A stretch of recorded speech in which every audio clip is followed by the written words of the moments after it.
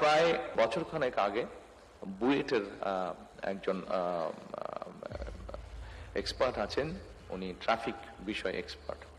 ওনার সাথে আমি আলাপ করছিলাম যে আচ্ছা ঢাকা শহরে ওনারা অলরেডি কাজ করেছেন কিছু কিছু জায়গায়, যে ঢাকা শহরে কিভাবে ট্রাফিকটাকে ইমপ্রুভ করা যাবে। আমরা অনেকগুলো আসার পরে তো আমি দেখেছি, এর আগে পত্রপত্রিকায় দেখেছি যে ফ্লাইওভার গুলো ঢাকা শহরে করা হয়েছে, ফ্লাইওভার দিয়ে গাড়ি ঘোড়া চলাচল করছে, কিন্তু ফ্লাইওভার দিয়ে ঢাকা শহরে 3 কোটি মানুষ থাকে। 3 কোটি মানুষের মধ্যে আমি এটি একটি পেপারে পড়েছিলাম, তাদের রিসার্চ আমি পড়েছিলাম যে এই 3 কোটি মানুষের মধ্যে খুব সম্ভব 17 থেকে 20% মানুষ শুধুমাত্র ফ্লাইওভার ইউজ করবে ঢাকা শহরে, আর বাকি সব মানুষ কিন্তু ফ্লাইওভারের বাইরে থাকছে। সো কি পরিমাণ অর্থ ব্যয় করা হয়েছে, আপনি যেরকম পাবলিক রিসোর্স কি পরিমাণ স্পেন্ড করা হয়েছে, কিন্তু শুধুমাত্র ম্যাক্সিমাম 20% মানুষ সেই ফ্লাইওভারের সুবিধা পাচ্ছে।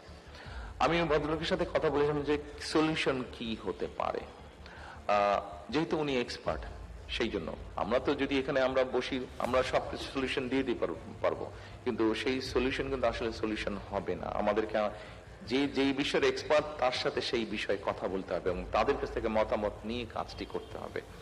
তো উনি যেহেতু এই বিষয়ে এক্সপার্ট, ওনার সাথে আমি কথা বলেছিলাম, শামসুল হক সাহেব।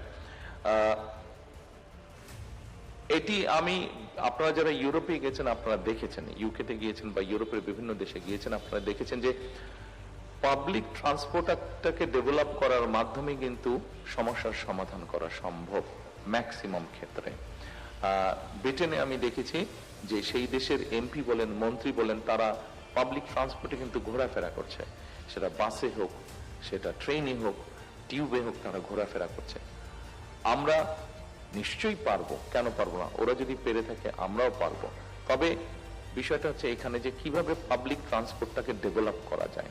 সেটি মোনোরেল হতে পারে, metro rail costly, metro rail থেকে লেস কস্টলি হচ্ছে মোনোরেল, এবং ওটাকে ওনাদের বক্তব্য এক্সপার্টের হিসাবে ওনারা যে আমাকে যেটা প্রেজেন্ট করেছেন যে সেটা মনোরেলটাকে বসানো ইজি, আবার আপনি ওটাকে কন্টেনারের মতন আবার আরেক জায়গায় নিয়ে গিয়েও বসাতে পারবেন, এবং ওটার খরচও কম।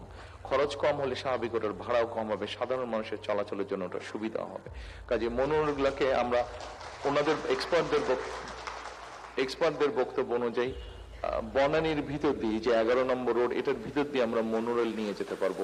মনোরেল নিয়ে আমরা মেট্রো রেল যেখানে করা হয়েছে এটাকে তো আমরা ভেঙে ফেলতে পারবো না, কারণ এখানে অলরেডি জনগণের অর্থ খরচ হয়ে গিয়েছে। কাজে মনোরেলটাকে নিয়ে আমরা কানেক্ট করতে পারবো মেট্রো রেল, যেখান থেকে ও আবার চলে যেতে পারবে বিভিন্ন জায়গায় একটা মানুষ।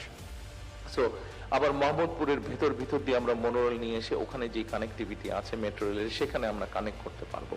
সো এইভাবে করে আমরা ট্রাফিকটাকে কমাতে পারবো। কারণ যতই আমরা শহরকে এক্সপ্যান্ড করি না কেন, শহর আমরা এক্সপ্যান্ড যত করবো ট্রাফিক ততই বাড়তে থাকবে, গাড়ি ঘোড়া ততই বাড়তে থাকবে। কিন্তু আমরা যদি পাবলিক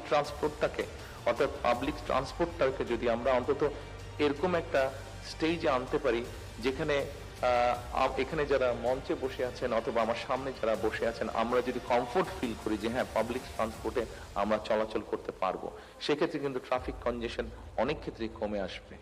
পৃথিবীর অন্য দেশেও আমরা এটা দেখছি যে আমাদের সামনে যেহেতু ওরকম আছে, উদাহরণ হচ্ছে, কাজে আমাদের দেশে আমরা নিশ্চয়ই করতে পারবো সেটা।